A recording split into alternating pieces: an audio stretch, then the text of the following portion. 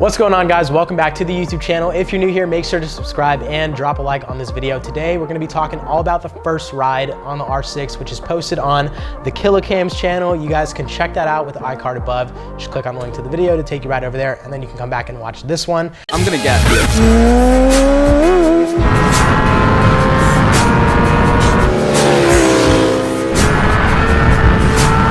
We also had Derek come along with us just for the ride and hang out and whoop us on the CBR. So that was fun. 5 of you guys will be winning something, probably some merch, if you guys just drop a comment of your favorite part of today's video. So let's get into it. Let's not waste any time. Man, I don't even know where to start, but I mean, I guess for you, man, since you were on the R6 the whole time, how was it just overall riding feeling? How'd you feel about it? All right, so honestly, it feels as though I felt like I was back at home with this bike, comparing to the fact that I have one at home.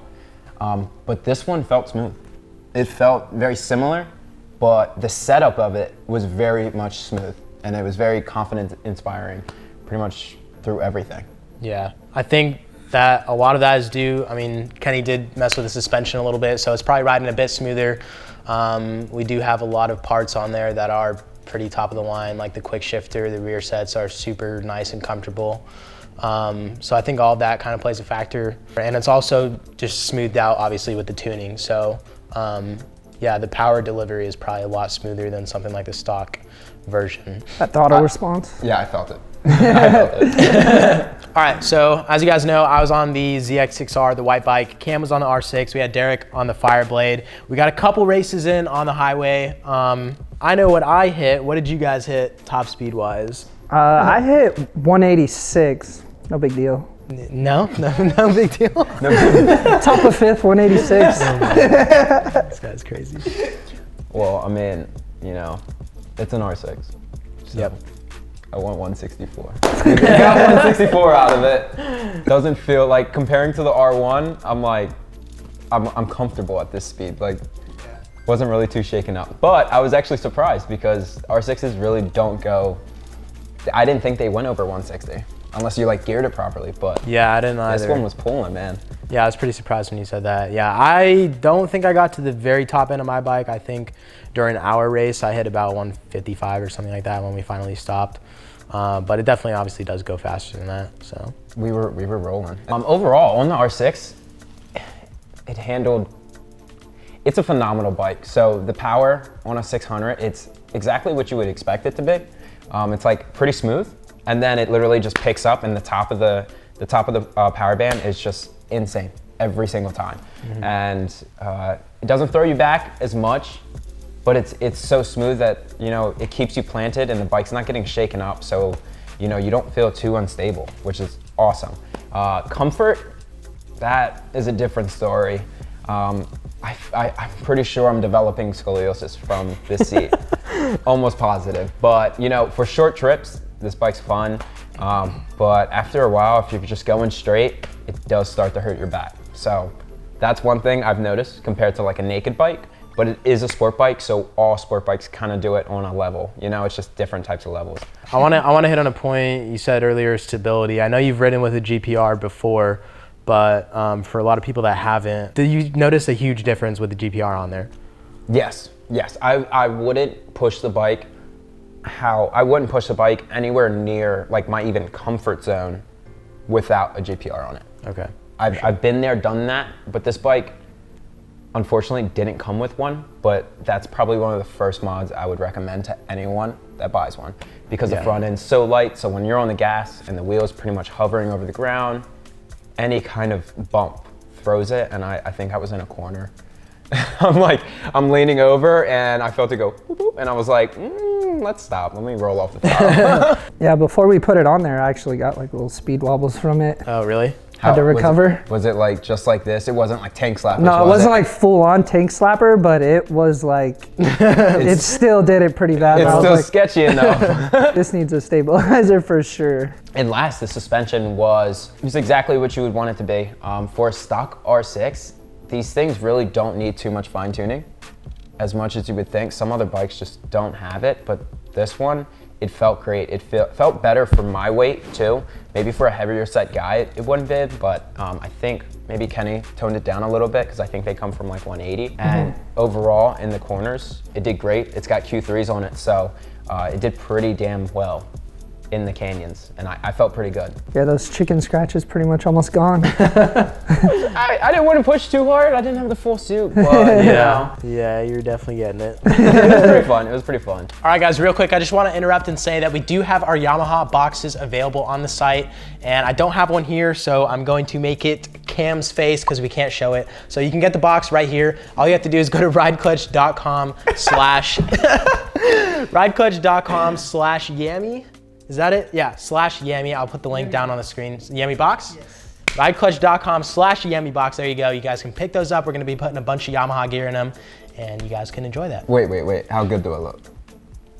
Pretty fire. I You should just make that your face. You look amazing. just the Yami box, the whole video? Yeah. That's not a bad idea. How do you guys think I look? Do I look good? It's Yamaha, so of course I look good.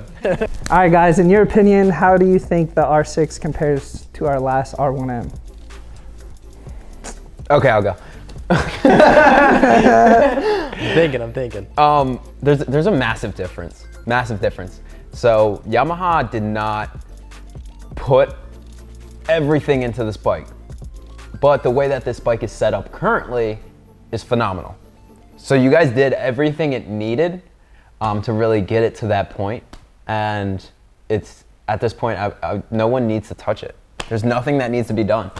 And while I think the R6 is maybe a little bit more geared towards the canyon riding or the track riding, the R1M I feel like can handle it just as well, because it has all the technology, and you know they're both the same brand bikes. So Yamaha, you know, this may be a toned down version of the R1M, but they still have a lot of the same components and a lot of the same reliability when you're going corner to corner or going down those straights.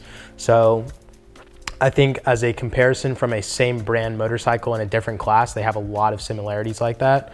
But for the track riding, I think I would probably prefer the R6 over the R1M, depending on what track actually, because and no, honestly, I would honestly say I'd say R6 for a smaller and tighter track. Yes. Or tighter roads because of the flickability and the weight, but it's also the ride too. Because the power isn't like as intense as that 1000, you're not getting, like, the bike is more stable throughout everything. You know, when you're pushing the bike to the pretty much the design of what it was made for. But when you're on R1 and you're running it like that, it's like, holy crap, because the bars are going this back and forth, and the rear tires slide sometimes, and it's an insane ride. It's like literally comparing a missile to a paper plane. like, not that the paper plane's bad. That is the best analogy both get to the destination, just a different ride, you know what I mean? It was pretty fun seeing your lever fly at me at excess speeds of course it was probably, what's the speed limit on the highway? 60, 70? 65. Yeah, we were definitely doing 65 on the dot around that corner, but it was pretty fun seeing his lever fly at me. I know I was leaned over in that corner and I felt something hit my boot. And anytime that happens, if you're watching this video, anytime that happens, just pull over immediately, because my immediate thought after that was, you know, that felt a little bit bigger than a rock. I should maybe check that out. And I kept going through this turn, and this guy comes right up next to my my right side. And he's pointing at the front of my bike, and I'm like, what are you talking about? And I look down and no brake lever, just gone. So we pulled over and they went back and got it. Yeah, weirdest thing that's probably happened to me so far while riding. Is your crash in the video? It isn't, but it can be. Yeah, I'm just gonna do a couple laps real quick. I'm not even gonna turn the camera on. I don't know. I don't know what was going through my head, because I knew I was gonna go hard, and I should have been recording. I 100% should have been recording. In case you guys have no idea what we're talking about, I did unfortunately wreck my bike. I wouldn't say wreck. Moment of silence. Yeah, okay, it's not totaled. Yeah, I could probably buff it out, but I mean, Yeah, we yanked it out of the ditch. Insert picture. yeah, she's done for now. And I was wearing my gear. I want to make this very clear. I was wearing my gear, and that is why I did not get hurt. And so I did get a tiny scratch on my leg, but other than that, the gear definitely saved me. So I always preach, you know, and it's super annoying, but all the gear all the time. You guys don't want to get injured while you're on your bike. And oh, we're gonna have a demonstration.